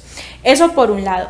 Y por el otro, tenemos una dificultad en asumir cuál es mi capacidad de afrontamiento hacia las cosas. Entonces la ansiedad se genera porque estoy viendo algo que es potencialmente peligroso para mí. En este caso voy a asumir que son todos los aspectos musicales. Estoy viendo una situación que me está generando miedo, y nuestro sistema emocional y de miedo es muy adaptativo, pero también es un sistema, yo no sé si llamarlo viejo, pero nosotros evolucionamos para sentir miedo y estamos aquí justamente por el miedo. Imagínate tú los homínidos de hace un montón de años que veían a un mamut y se quedaban quietos. No se movían. ¿Qué pasaba con ellos? Se morían. ¿Por qué esos se extinguieron? Porque no tenían miedo. Esa gente era como así, no tengo miedo, pum, le pasó el mamut por encima, se murió. Nosotros evolucionamos para tener miedo porque el miedo nos permitió vivir como especie, ¿sí? Lo que pasa es que ahora tú, si te pones a pensar, cuando pasan todos estos aspectos musicales, cuando tenemos miedos, frustraciones y todo eso lo que implica es, me estoy devolviendo a esa idea del miedo. Y no sé, imagínate tú corriendo de un león todo el tiempo. Tu corazón se acelera, tú tienes miedo, te asustas. Ese mismo mecanismo de peligro se activa cuando una persona tiene ansiedad, sea por un pensamiento, sea por una situación desencadenante, por X situaciones, pero es exactamente el mismo. Nuestro cerebro todavía no está en la capacidad, no sé si en algún momento lo será, qué maravilloso sería, pero nuestro cerebro no tiene la capacidad de discernir que un miedo corresponde a correr a un león, a que un miedo corresponde al miedo a una cucaracha, a que un miedo corresponde a que me da miedo tocar delante de la gente. Nuestro cerebro se activa igual para todos esos miedos. Son miedos como irracionales. Ajá, y esos miedos que se activan, por eso, bueno, esto ya es más específico también de la ansiedad escénica, y es lo que ocurre es mi cuerpo está reaccionando a una situación que es irracional justamente por eso, porque estoy reaccionando ante algo que no me va a matar. Y eso es lo que ocurre con la ansiedad en los músicos. Estoy reaccionando, mi cuerpo me está diciendo, esta situación es potencialmente peligrosa y me tengo que defender. ¡Corramos! ¡Corre! Las manos empiezan a temblar, sudoración, palpitaciones. Hay personas que llegan a tener ataques de pánico súper fuertes, y esa sensación inminente de muerte que se produce. Vomitar. De síntomas gastrointestinales. Entonces es muy denso porque todo ese mecanismo de miedo se activa ante una situación que realmente no me va a matar, pero que yo he procesado como peligrosa. Eso es lo que ocurre con los miedos en general. Y la ansiedad en la música, ya no hablando tanto de ansiedad escénica, sino mantener la ansiedad en lo musical, es como que esa percepción de peligro, pero segregada en pequeñas dosis todo el tiempo. Entonces todo el tiempo yo estoy teniendo pensamientos disruptivos, pensamientos negativos, pensamientos disfuncionales de ¿será que yo soy suficiente para esto? Y esas ideas van de alguna forma modificando nuestro lenguaje interno. Entonces todo el tiempo me estoy saboteando, diciéndome como no, yo no soy buena para esto porque yo no lo hago como esta persona. O muchos músicos decimos esto como que yo nunca voy a lograr esto, poniéndolo como una verdad absoluta. Y esa frase que dicen mucho como tú eres lo que piensas, es parcialmente cierta, pero es porque tú con tu comportamiento y tus pensamientos te vas dirigiendo a eso. Te lo crees de verdad y haces todo y actúas de acuerdo a eso. Entonces además porque le tenemos mucho miedo al fracaso. Y sinceramente uno de los problemas que más ansiedad genera justamente en el gremio musical es esa incapacidad, esa poca tolerancia que tenemos al fracaso, a ser el oso, porque no sé, yo considero que uno de vez en cuando, para coger humildad y coger como fuercita para ese tipo de cosas, es cagándola. Sí, hay que hacer el oso. Las cosas que me mantienen humilde. Sí. Exactamente, justamente es eso. Entonces, mira que son muchas, he dicho un montón de cosas aquí, ojalá se entienda, pero es como un montón de situaciones. Entonces, nos da muchísimo miedo embarrarla delante de mucha gente o de un público X, y no pensamos que al fin y al cabo nos estamos volviendo súper intolerantes a las emociones. Yo ya lo había mencionado alguna vez, no sé si en un video, en una historia, yo qué sé, pero las personas ahora tenemos muchísima más ansiedad, es porque no queremos sentir ansiedad. Exacto. Y eso está gravísimo. Y por esa idea como de que tengo que ser feliz. Ay, terrible. Y que tengo que buscar la felicidad, la plenitud, la excelencia. Ajá.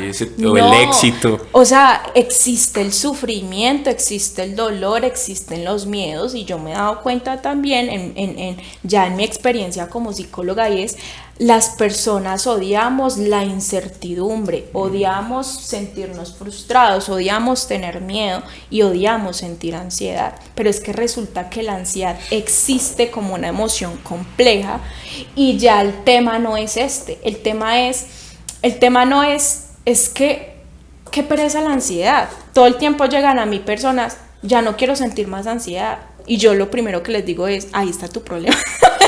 Porque no se va a ir. Resulta que es que la ansiedad existe porque tiene una función, y todas las emociones tienen una función. Aquí, por dar un ejemplo, una persona que dice como: no, es que yo soy una persona súper tranquila que nunca se enoja. Y yo le pregunto: ¿y qué tal te va poniéndole límites a las personas? ¿Qué tanto te saturas tú en un momento y llegas, explotas y sacas todo eso, pero luego te vuelves y te restableces? ¿Qué tanto te cuesta a ti, Y uno se da cuenta que esas personas que reprimen sus emociones son las personas que más dificultades tienen. Ahora, muchos de los trastornos mentales también aparecen por una supresión de las emociones. Se nos dijo que no deberíamos sentir miedo, se nos dijo que no deberíamos sentir ansiedad, y la pregunta aquí es que eso existe, ¿por qué me sirve? Y eso es lo primero que yo le enseño a las personas: las emociones existen porque necesitan ser sentidas. Y en el caso de la ansiedad, yo no digo como: tú no puedes pretender estar aquí por no sentir ansiedad. Por lo que estás aquí es porque no deberías sufrir la ansiedad, que es una cosa muy diferente. Una cosa es que tú tengas ansiedad, y bueno, todos tenemos ansiedad en algún punto, porque el que diga que no tenga ansiedad, pues la verdad, no sé, no es humano, es un alien. Pero una persona debería poder saber: bueno, voy a sentir ansiedad muchas veces, pero soy capaz de afrontarlo. Entonces el problema con la ansiedad está en que sentimos internamente que no vamos a ser capaz con todas las cosas que nos incumben. Ahora, esta generación es una generación también de la duda por la existencia. Es muy complicado, pero yo quién soy, yo para dónde voy, cuál es mi sentido de la vida, yo por qué estoy aquí, qué voy a hacer, para dónde cojo, en un medio donde todo el tiempo, como Dani lo decía ahora, nos están exigiendo ser productivos y un montón. Chulhan decía la sociedad del cansancio, porque todo el tiempo necesitamos estar haciendo cosas. ¿Para qué? ¿Para qué? Entonces, el contexto de la música favorece mucho justamente la aparición de la ansiedad.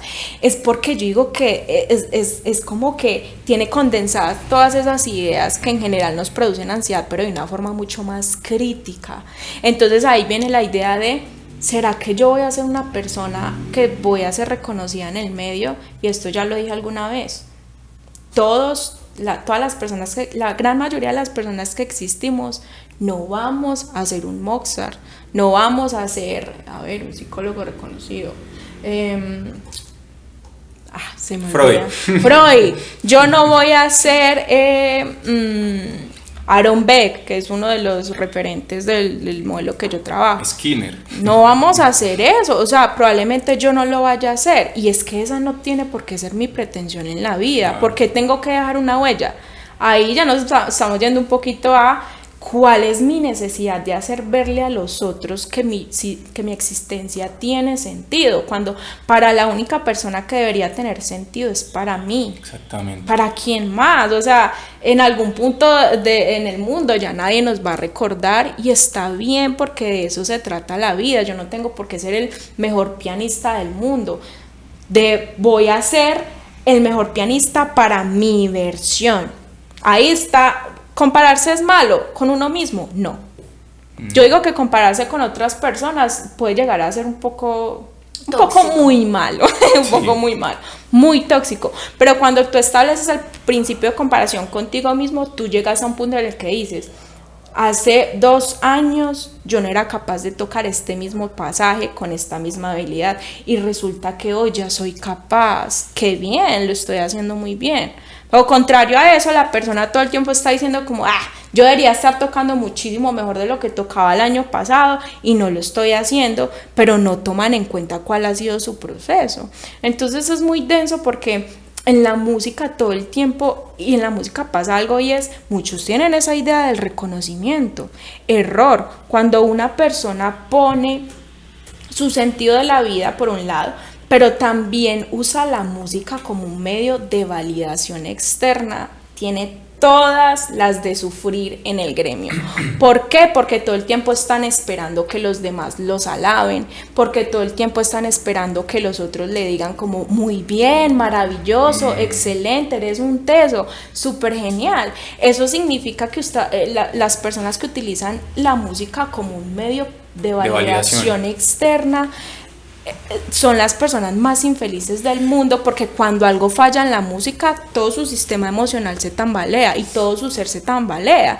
Entonces, ¿por qué es tan importante? Y esa es una de las cosas que estoy trabajando un montón, y es cómo los músicos pueden empezar a repartir su vida entre la música, sus cuestiones personales, sus cuestiones laborales, sus cuestiones familiares, y que la música no sea lo único que transversalice su vida, porque eso es un error. Cuando la gente llega y me dice, es que la música es mi vida, ¡ay!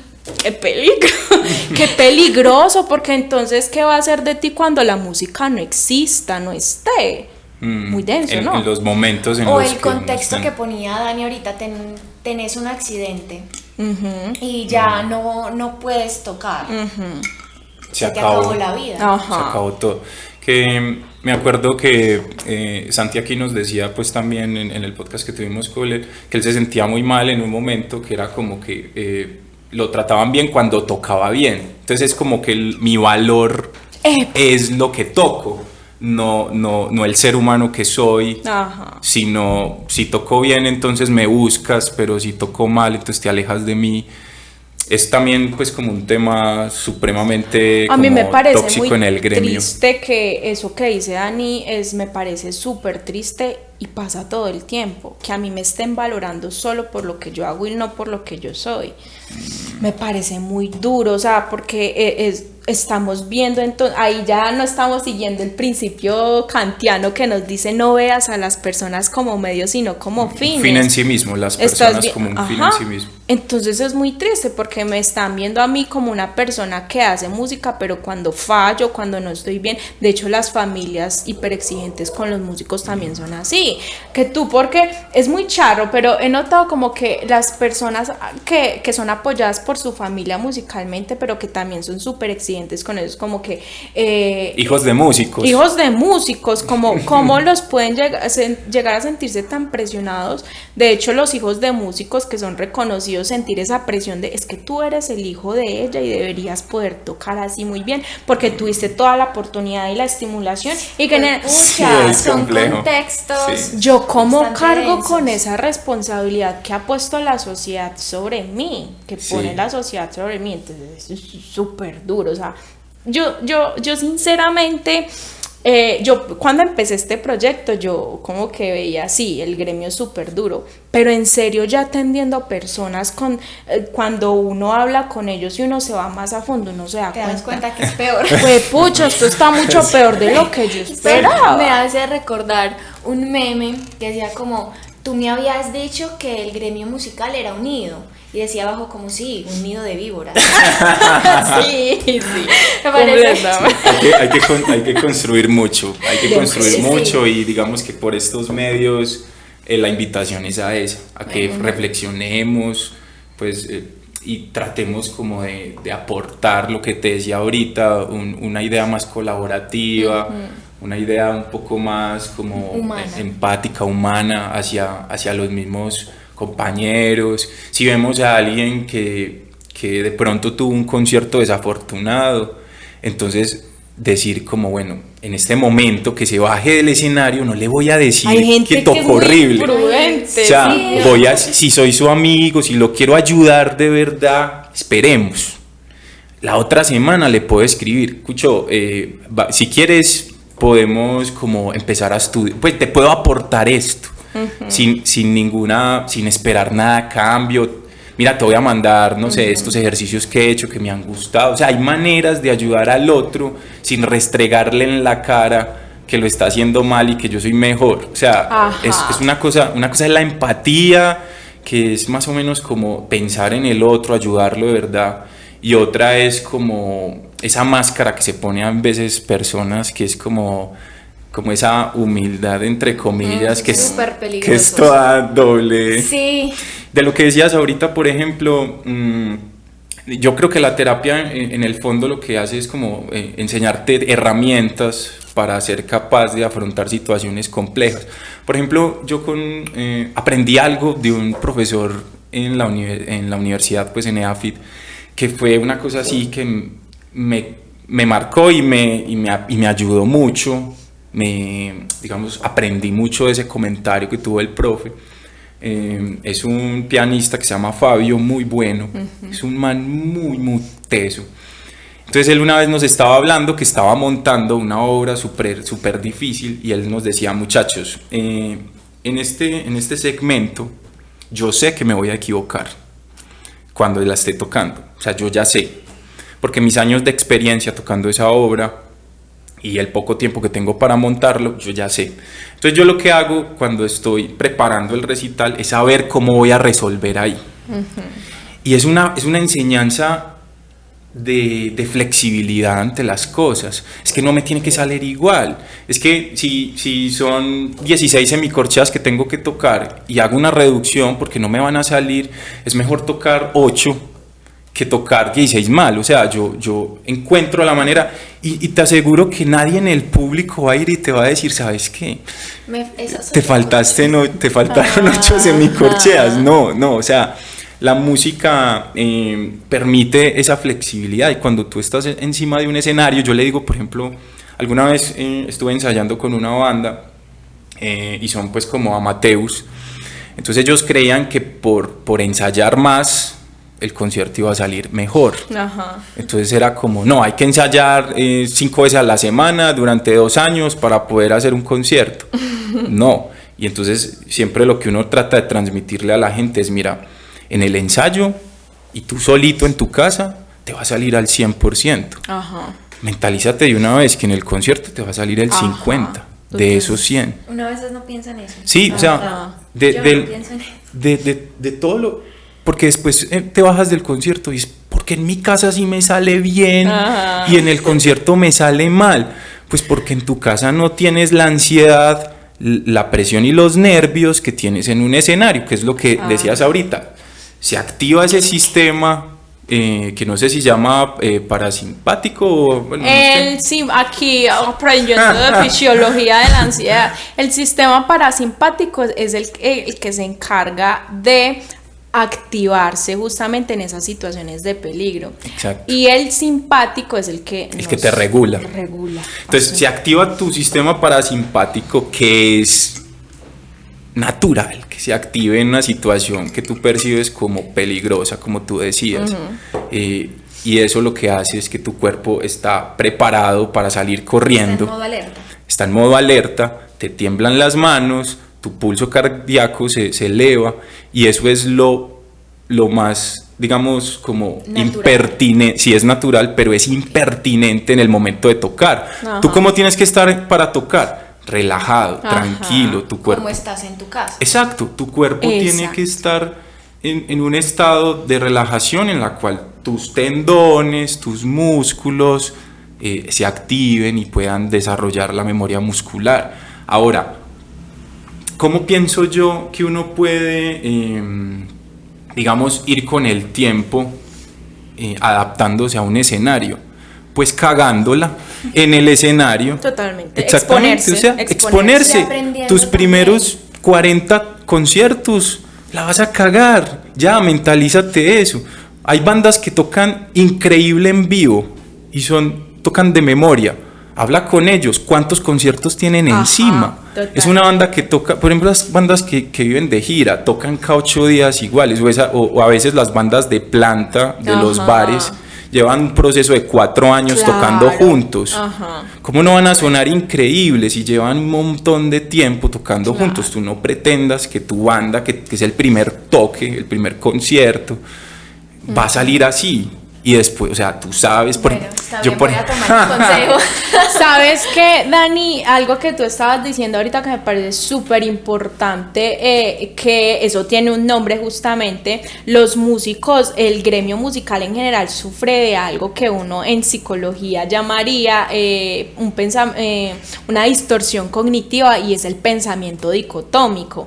Es el todo y el nada. No hay unos matices, no hay la escala de grises, o es así o es así. Yo me he encontrado con esa idea, yo misma la he tenido, de que todo es bueno o que todo es malo, pero nada, uno no es capaz de ver como, bueno, esto no salió tan bien, pero resulta que estos aspectos sí salieron positivos. Yo he hablado mucho también de la importancia de no poner... Uno cómo piensa funcionalmente, y aquí va un consejito para las personas que nos están escuchando. Algo básico, principio básico del pensamiento funcional: no irte al extremo del negativismo, pero tampoco irte al pensamiento, el positivismo tóxico, estar en un punto medio. Y uno, ¿cómo está en un punto medio? Uno es capaz de capturar las cosas de la realidad, ¿sí? Y no generar algo o generar ideas que me lleven a expectativas y que potencialmente pues uno luego se va a sentir decepcionado porque no ocurren. ¿Cómo pienso yo de forma funcional y no tener esa distorsión que es muy común en los músicos? Ser capaz de ver la escala de grises, los matices, y de ser flexible, como dice Dani. Entonces, ejemplo, resulta que en este concierto estas cosas no salieron tan bien, pero probablemente en otro momento voy a hacerlo mejor. Estos aspectos sí salieron bien. Mira que tú ahí no te estás posicionando ni en el positivismo tóxico ni en el negativismo extremo, ahí como todo salió muy mal. Tú estás estableciendo cuáles son esos puntos que no salieron tan bien, ser realista, pero también estás poniendo sobre la mesa cuáles son esos aspectos positivos, y eso favorece un montón el lenguaje interno positivo de uno, porque pues eso es vital en un músico. Si un músico tiene un lenguaje interno destructivo todo el tiempo, eso es lo más catastrófico que le puede suceder a un músico, porque es que de sus ideas viene también su emoción, y de las emociones de lo que crea y de lo que toca y de cómo lo toca. Los seres humanos tenemos unas habilidades maravillosas, a no ser de que fuéramos, no sé, por ejemplo alexitímicos o otra vaina así, de no ser capaz de capturar las emociones de los otros. Pero los seres humanos sentimos. Tú ves a un grupo cuando le está yendo mal y están enojados entre ellos, tú lo notas. Claro. Si eres observador, tú te pones a ver y es como, estos dos no se miran, uno nota todo ese tipo de cosas.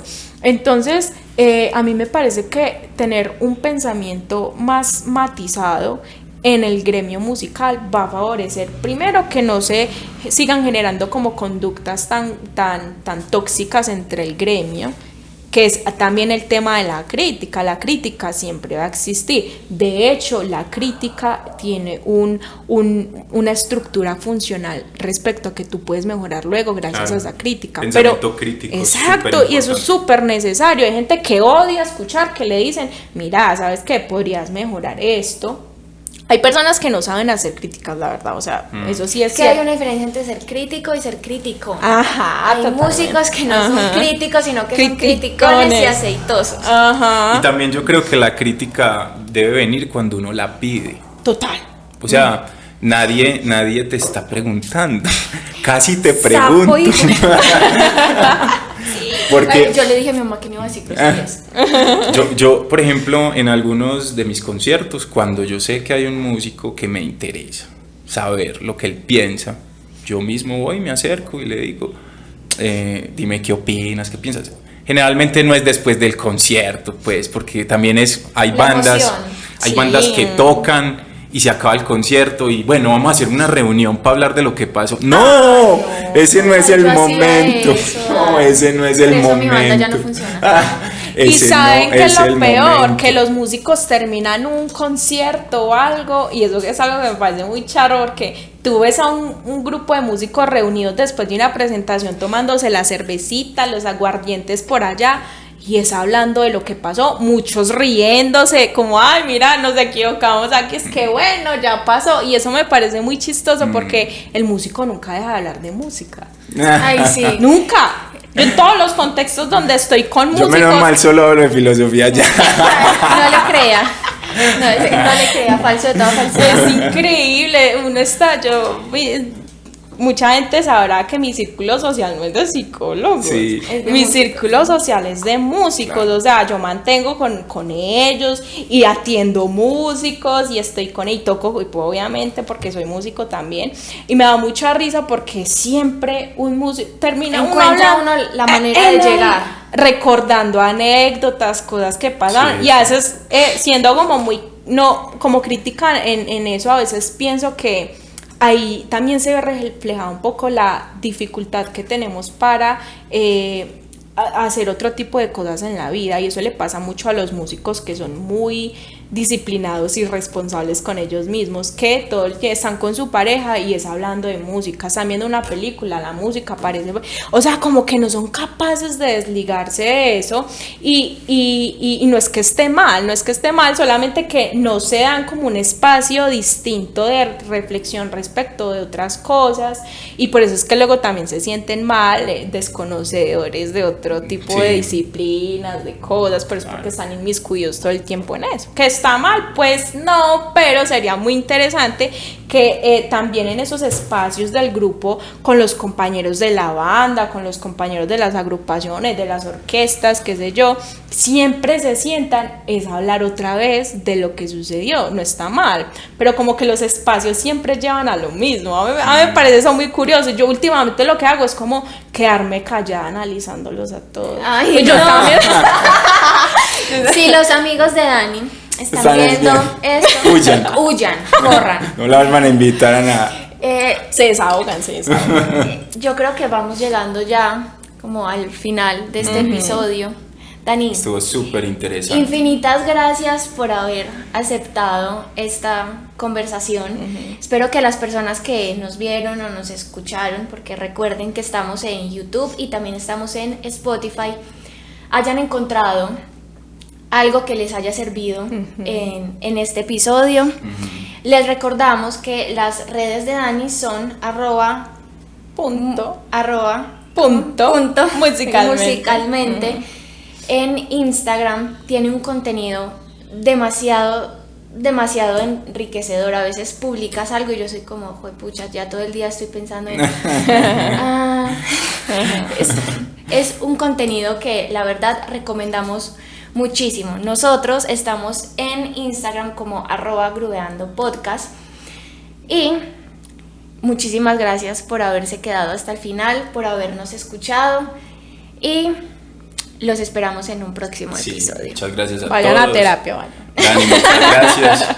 Mi último consejo, cuando estén tocando en concierto, olvídense de todo. Toquen, disfruten, ese día sóyensela y después hablan de lo que tengan que hablar, pero ese es un momento de disfrute, el que la música no se vuelva como un sufrimiento, no, que sea un momento de goce, ¿cierto? Y las cosas técnicas irán saliendo con el tiempo, no importan, disfrútense su proceso, donde estén, y no piensen en llegar a ningún lado, sino transitar un camino que es Ajá. hermoso, la música es hermosa cuando la entiendes de esa manera. Ajá. Muchas gracias a todos, muchas gracias Dani. Muchas gracias a ustedes por este espacio tan bonito. Pues me quiero despedir también dando como una pequeña reflexión y es, la música es maravillosa por lo que ya dije al principio, es la vía regia de la expresión emocional.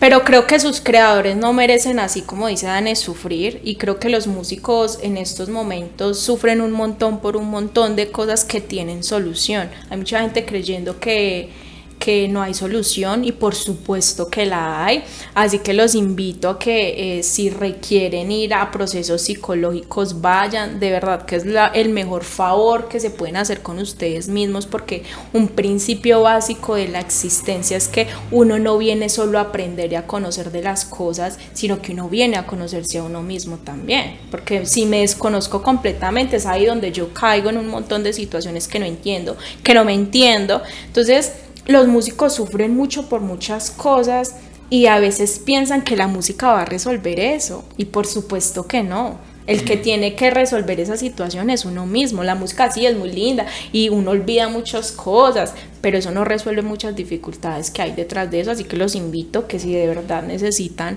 procesar información que no está bien procesada y que necesitan resolver cositas, vayan a terapia, que es la mejor inversión. Uno le invierte un montón de plata al instrumento, que a comprarse bases, que la cosa para el piano y que para el A los clarinete. instrumentos. Exacto, y entonces, pero no pensamos en nosotros, ¿sí? Que somos los que ejecutamos eso, y entonces también necesitamos mantenimiento, así que ahí está la reflexión. La pueden contactar a ella. Ajá, También. claro que sí. Gracias.